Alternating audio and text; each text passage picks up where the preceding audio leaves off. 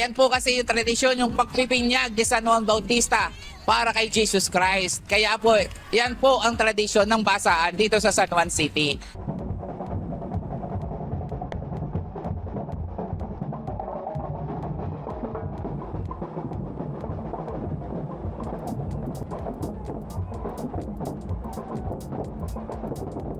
Ito po ay tradisyon ng San Juan City para sa isang masaya at masigabong kapistahan ng San Juan.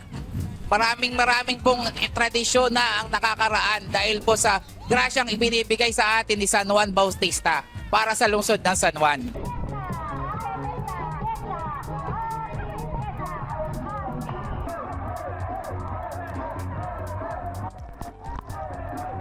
Dahil pinagdiriwang namin yung binyag ni San Juan Bautista ngayon at nakikita nyo naman kung paano kami pinabasa at nababasa ang mga taong bumibisita dito dahil ito ay isang bendisyon para sa amin, mga taga San Juan.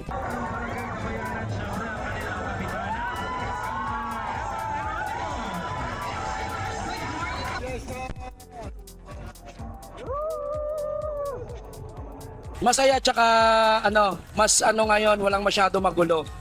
Kasi last year kasi may mga pasaway, may mga magulo.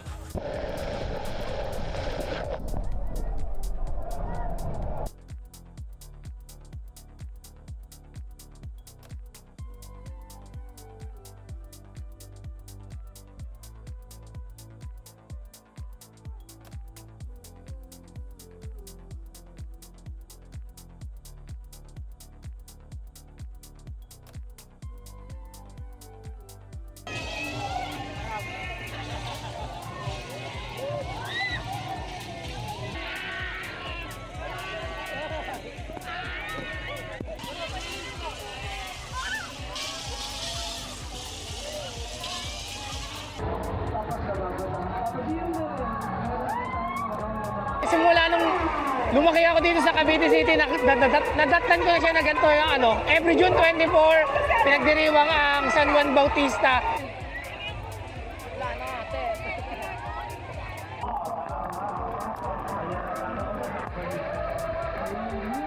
Pagawa ko ng paraan na makabalik dito sa Cavite City every June 24 dahil iba ang saya ang pagdiriwang ng Water Festival dito sa Cavite.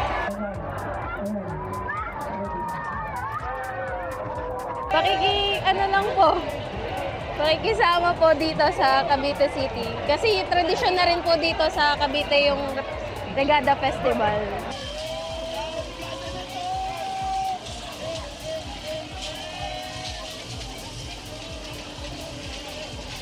Hindi na po kami na-attend dito dahil sa sobrang saya. Then banding na po namin ng friends namin para din maki-fiesta po.